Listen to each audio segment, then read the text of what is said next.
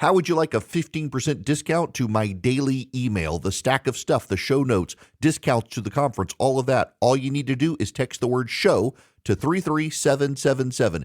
You'll get the annual subscription with a 15% discount to my daily email. You'll get the stack of stuff, the links to the show notes, discounts to the conference, and so much more.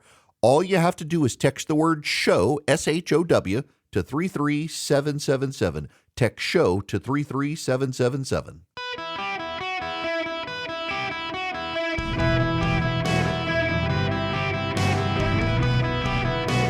Welcome to the Eric Erickson Show podcast, Hour 3.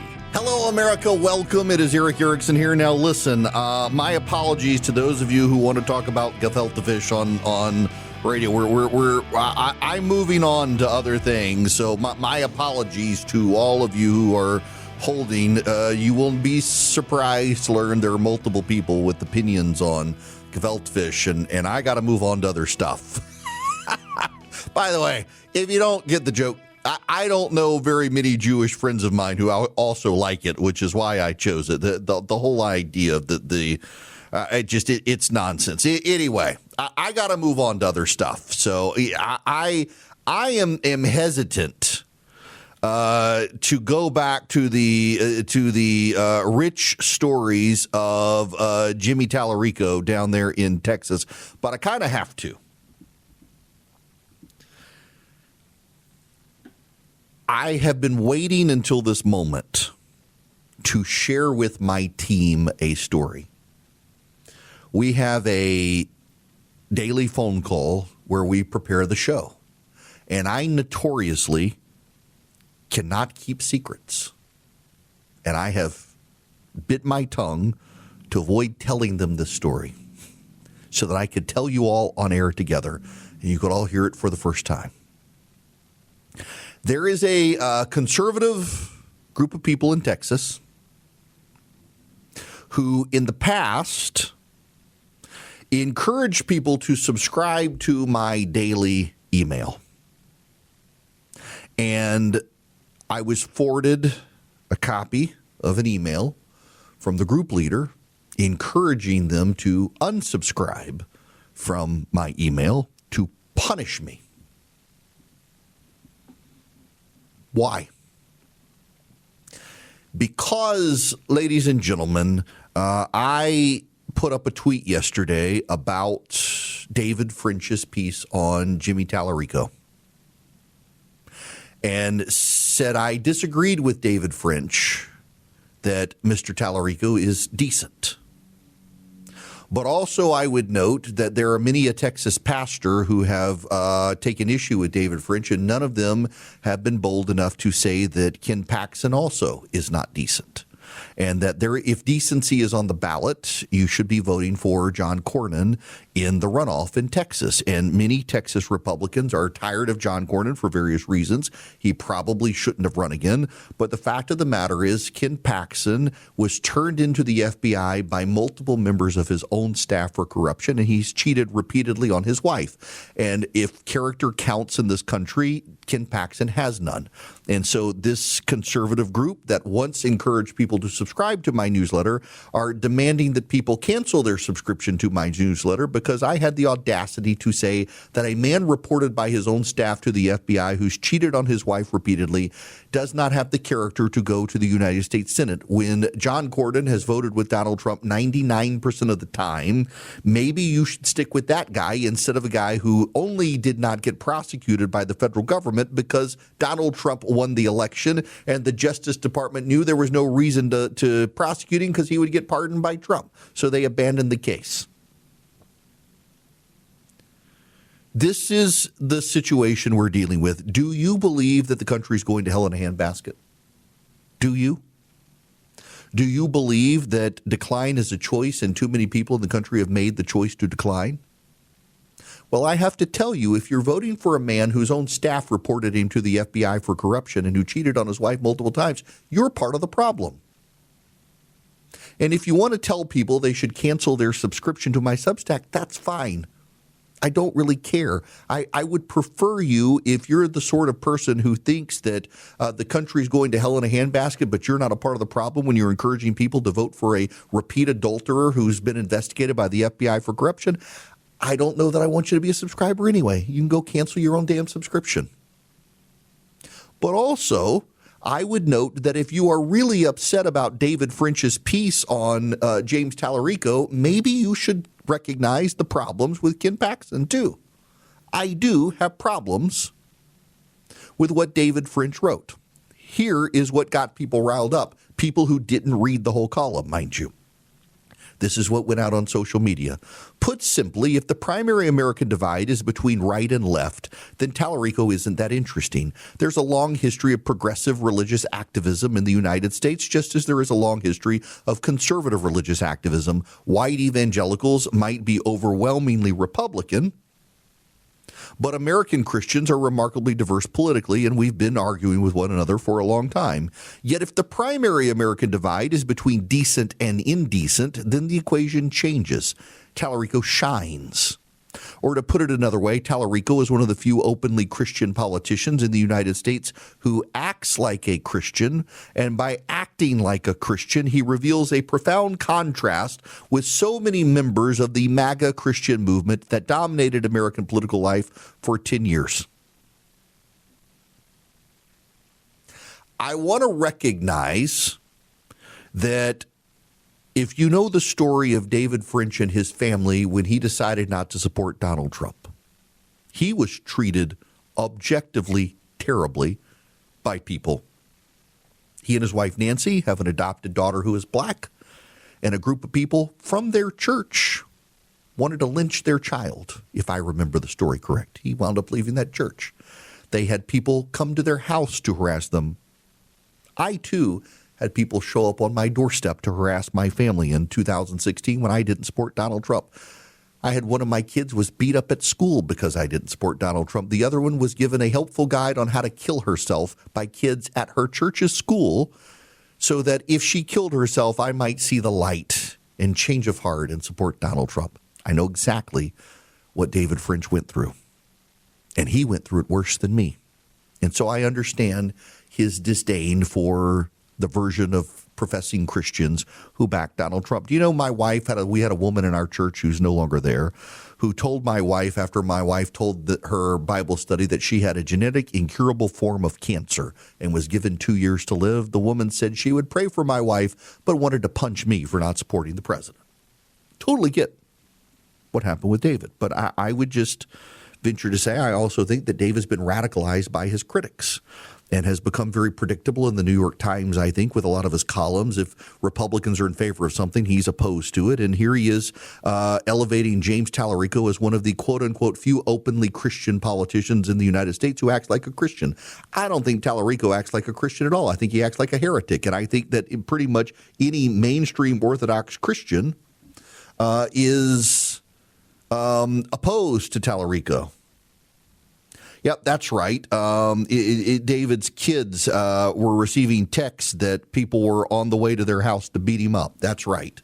Yes, David's kids received harassment by text that people were coming to their house to cause bodily harm to them for David not supporting Trump. That's what it was. Just awful stuff. But also, I don't think that awfulness should then translate into seeing a guy who twists scripture to lead people to hell to claim that he is a Christian politician. He's not. No Orthodox Bible-believing Christian would recognize James Talarico as a Christian. He's a heretic. Don't give me the judge not lest ye be judged, because Christians are told to discern. The very next verse is to not throw pearls before swine, which is a recognition that we must discern who embraces the message and who doesn't. And James Talarico clearly doesn't. When he stands up and calls women neighbors with uteruses, that's his phrase, don't tell me he's a Christian. When James Talarico stands up and says the trans community needs abortion too, spare me his Christianity. When James Talarico uses the annunciation to Mary that she will carry Christ, and he uses that as a way to make the case for abortion, spare me the rhetoric that he's somehow a model Christian. James Talarico is a nice guy. He's not a decent guy. And you know what hell is full of? Nice guys. Hell is full of nice guys who didn't need Jesus, and heaven is full of sinners who recognize they did. James Talarico, unless he repents, is probably not going to go to heaven. And you can say that's between him and God, but I'm sorry, if we know Christians by their love, James Talarico loves the world. He doesn't love God, because James Talarico has found every which way to conform God to his lifestyle and conforming his lifestyle to God instead. Christians are not called to come to Jesus and Jesus be changed. They're called to come to Jesus and Jesus changes them. And Talarico has twisted Scripture and changed Jesus into something that's unrecognizable. Christ says he is the only way to get to heaven, and James Talarico says, these other religions, they have pathways to heaven as well. No, they don't. If you're a Christian, you don't believe that.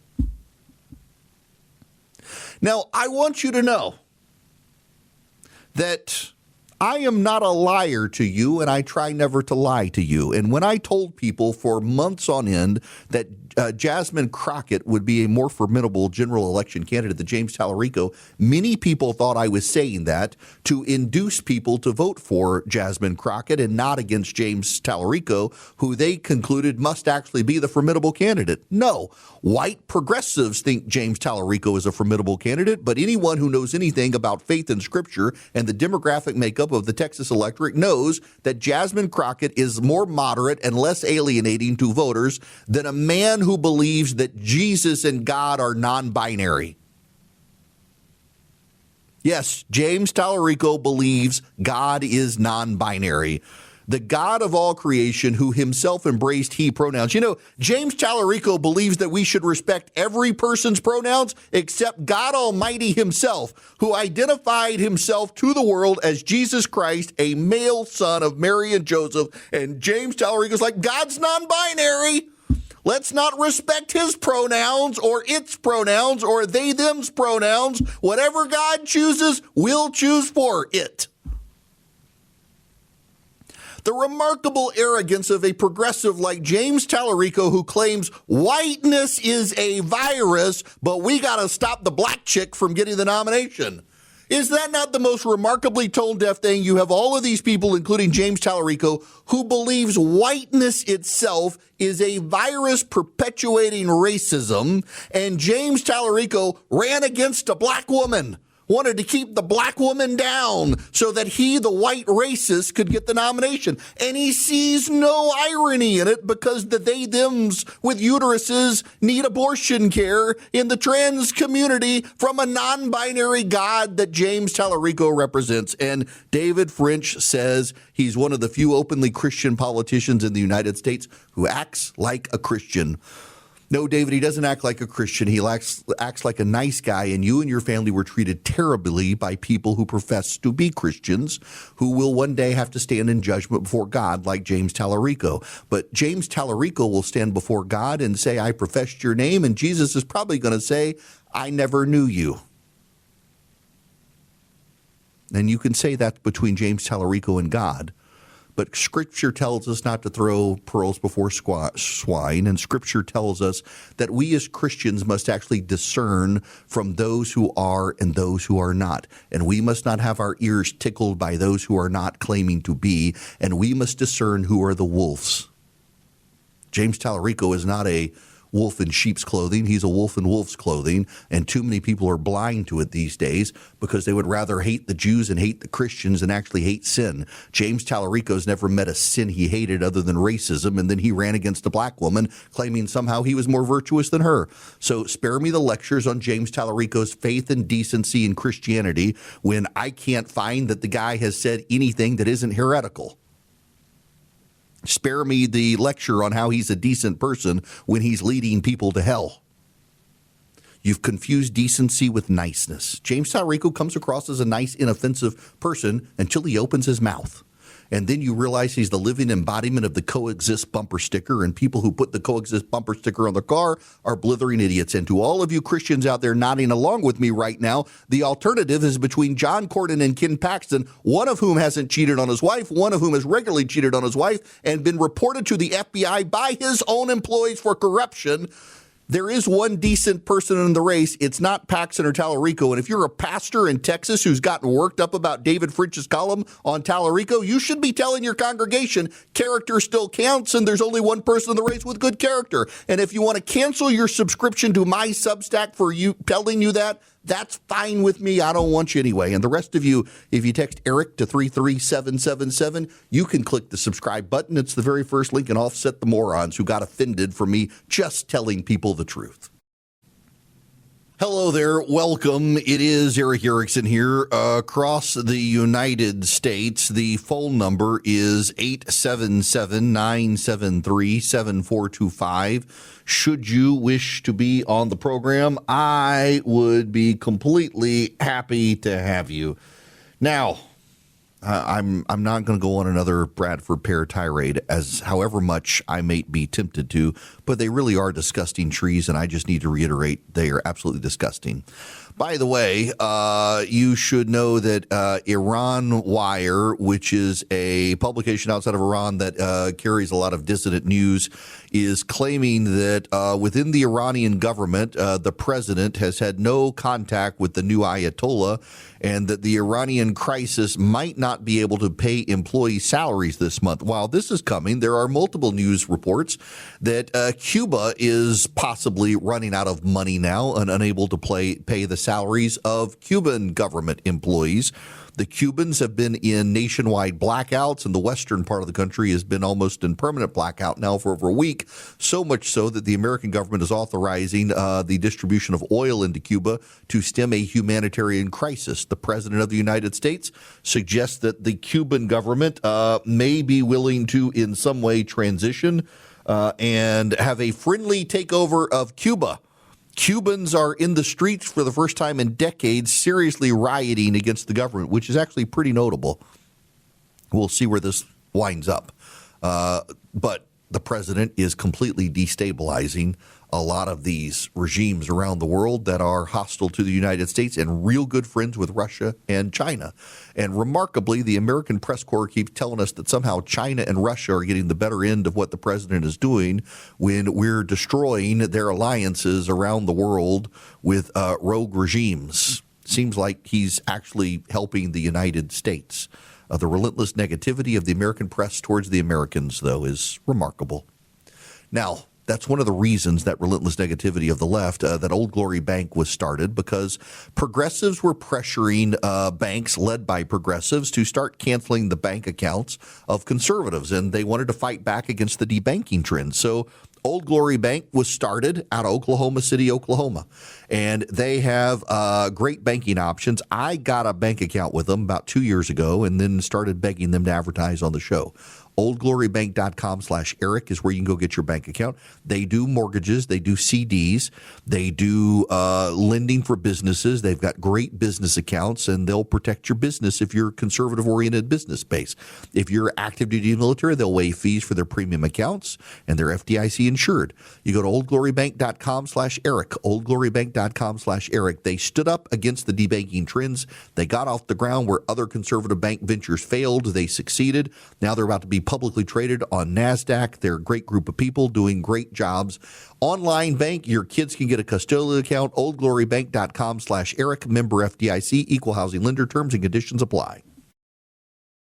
Hello and welcome. It is Eric Erickson here across the United States of America. If you text the word Eric, E-R-I-C-K, to 33777, click on the very first link. That's the show notes.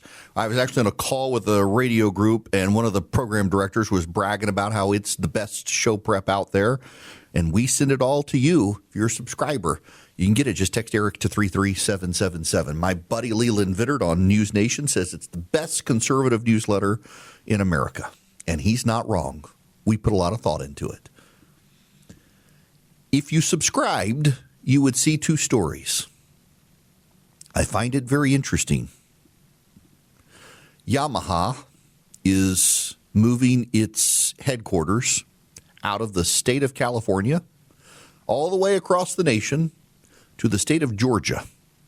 After nearly 50 years in Orange County, California, Yamaha Motor Corporation USA is trading Cypress, California for Kennesaw, Georgia in a sweeping corporate shift that'll impact 250 workers.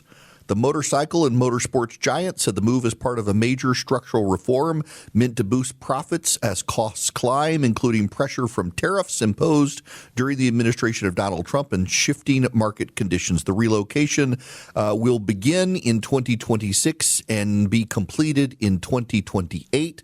The company's spokesman, Bob Starr, says consolidating operations in Georgia simply makes business sense. They've already got their marine division in Georgia.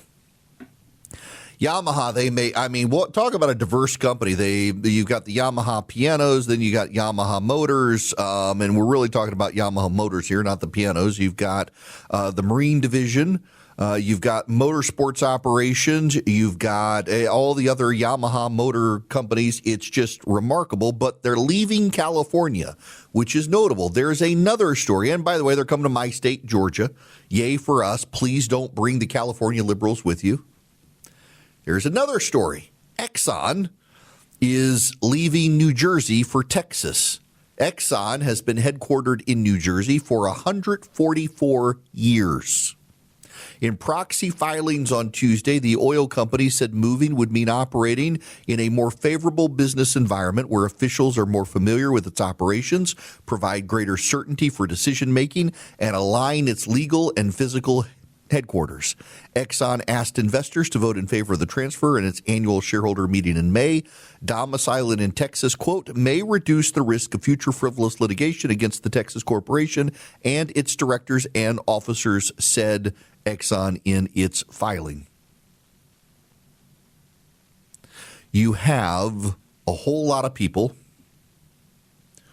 who are fleeing progressive states for conservative states.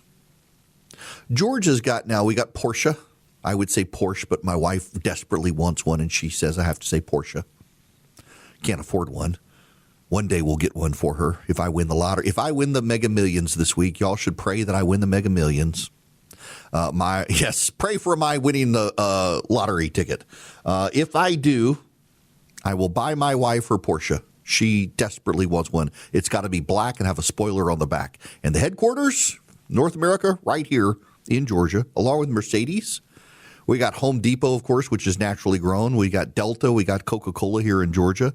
But we got a number of companies that have moved into Georgia. Hyundai building a massive facility towards Savannah, Georgia.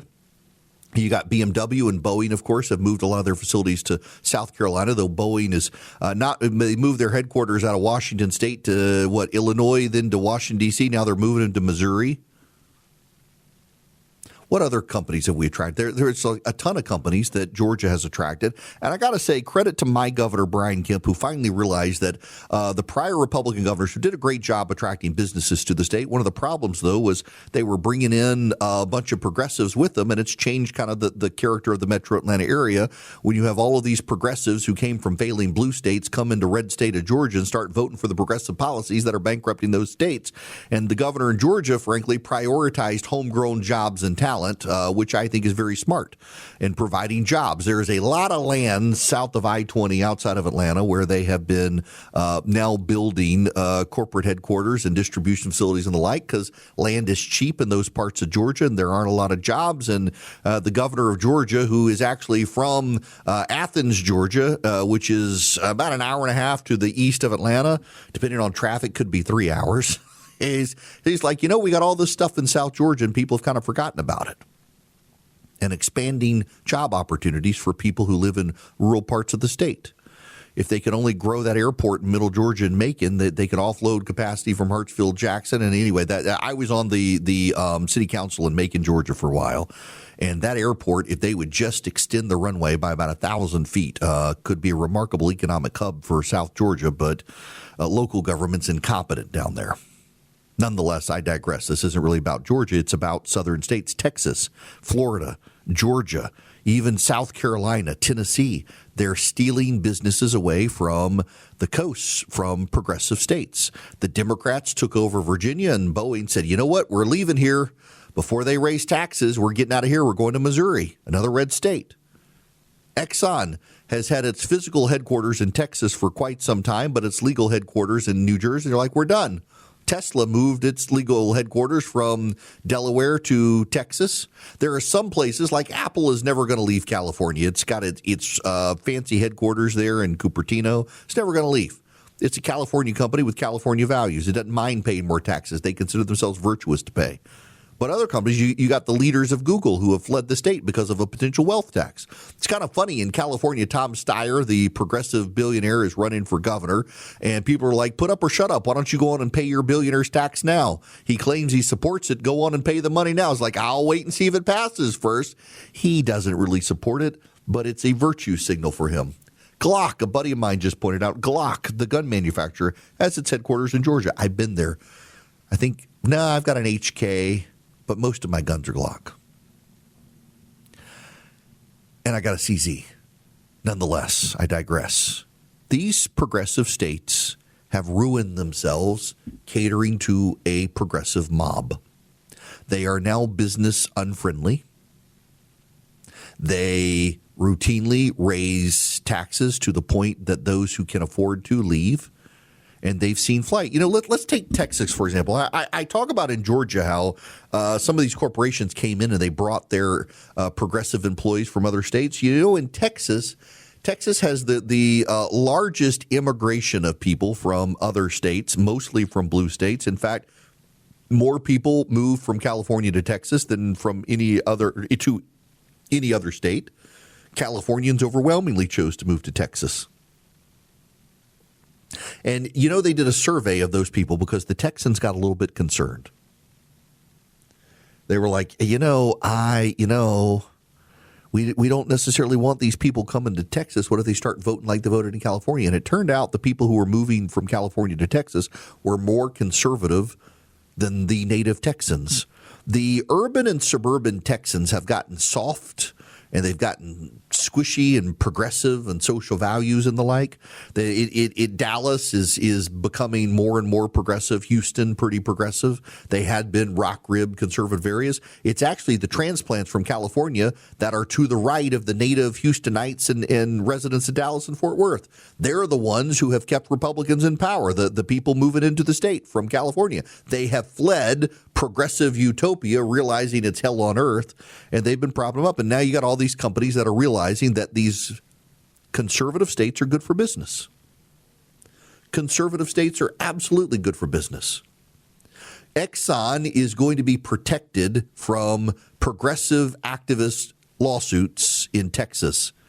James Talarico, who we have talked plenty about, a video surfaced yesterday of James Talarico saying it's not Christian to allow global warming to happen. James Talarico is running in Texas and is on record opposed to the oil and gas industry in Texas as Exxon moves its legal headquarters to Texas. Do you really, really think that a guy for the Democrats is going to get elected in Texas running against the oil and gas industry? Really? Do you really think that, progressives? Maybe it works in California, but it's not going to work in Texas. Billionaires are fleeing California.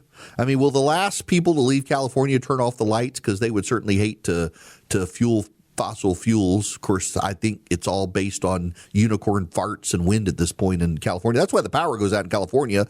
They've had to go out and find unicorns to fart to fuel the power grid in California because they got rid of everything else. By the way, you should also know that Chevron, speaking of oil companies, is now telling the California government if their regulatory plan goes forward for the oil and gas industry, they will shut down their oil refinery in California too. Literally every single oil refinery in California. California, by the way, used to have the most oil refineries in the country. There hadn't been an oil refinery built in the United States since, I think, 1978. The Republicans, frankly, need to pass another reconciliation bill to waive taxes on any oil company that builds a new refinery in this country. We need the oil capacity. California is shutting down its oil refinery. Chevron says, let's see, Marathon has shut its down. What's the other one? Valero has shut its down. Chevron has one of the very last oil refineries in California and says if they pass this new regulatory framework in California that would require, get this is a shakedown. This is the way the California government is structuring new regulations on major polluters, and they've classified oil refineries as major polluters. If you want to pollute in California as an oil refinery, you must buy carbon credits from the state or fund the high-speed rail system in California. Is that not a shakedown? Of course it's a shakedown. And in the shakedown, they want the oil refineries to subsidize California's high-speed rail system that they can't even get built. Not a single inch of track has been laid in California for that high-speed rail system. And they want Chevron and Valero and Marathon and Exxon and all the other refineries to pay for it. And all the oil refiners are saying, you know what, we're closing up. We're going elsewhere. The state of Nevada, the governor there, Joe Lombardo, has issued a letter to the California regulators asking them to kill the regulation because western states, Nevada in particular, which borders California, is dependent on the oil refineries in California for their gas. And he's saying that California will completely harm the people of Nevada, not just Nevada, though, Arizona, Oregon, Washington, Idaho. They're all dependent on those oil refineries. I would say to the governor of Nevada, why don't you get your legislature to pass a law that incentivizes building an oil refinery in Nevada? Say no taxes on any oil company that builds a refinery in Nevada for 10 years, let's say. No income taxes to the state for any oil refinery. You probably get someone to come in there and build one, the first one in the country since the 1970s. We need more oil refinery capacity in the United States. It's not going away. All these people, like yesterday, I told you, I stood up and defended a natural gas pipeline that's literally going to go through my own backyard. We have an existing natural gas easement in our backyard, and they're going to expand it, and they're going to take more of my land to build the natural gas pipeline, and I am totally fine with it because I think we need the capacity. It's a national security issue, and a bunch of little hippie commies dared me to go speak in opposition to this pipeline, and I was like, you know what, I'll go speak, and they were so excited. The conservative radio show host, Eric Erickson, was going to go speak against the pipeline. I showed up and defended it. I said it was a national security issue. We needed more pipeline capacity. There were no environmental concerns, and the actual law, by the way, I was a lawyer, says that if the environmental impact is not offset by the necessity of the pipeline, the necessity of the pipeline goes forward. Because there are no viable alternatives to the pipeline trumps the environmental concerns under federal law, and therefore you got to build the pipeline. The hippy-dippy environmental commies were not happy with me, and that's okay. We need more natural gas in this country, and we need more oil in this country. Fossil fuels are good. God gave us dinosaurs to give us fossil fuels, and who are we to argue with God's vision for our nation? They really hate it when you say that, Erickson. But you know what? Who am I to argue with God? James Talarico? No, I'm actually a Christian. This is the latest from Sean Parnell, the chief Pentagon spokesman. Quote, since the start of Operation Epic Fury, approximately 140 U.S. service members have been wounded over 10 days of sustained attacks. The vast majority of these injuries have been minor. 108 service members have already returned to duty. 8 service members remain listed as severely injured and are receiving the highest level of medical care. And then I would add to that 8 are deceased. How many Iranians have been wiped out? The media is rushing to play this up. 140 service members wounded, 8 dead. How many thousands of Iranian Revolutionary Guard Corps members have been killed? What about the leadership of Iran? There is also a report, by the way, that there is a growing effort by the Iranians, it looks like, to try to mine the Straits of Hormuz. I'm again, as we close out the program, I'm really frustrated with the absolute negativity of, I expect it from the Democrats, and the press corps, of course, is in the pocket of the Democrats, but I just can't remember a news outlet being as relentlessly negative about American military operations as pretty much all of them are now. It's just wild that we're seeing this. By the way, the U.S. has asked, according to Axios, Israel not to strike Iran's energy and oil infrastructure further. The Israelis are denying this, but this has hit the press, the wire right here. I would be careful with it, but know that has been hit. And also, there's a report, speaking of California, I can't get out of here without mentioning this story real quick. This is from CBS News, focused on Los Angeles.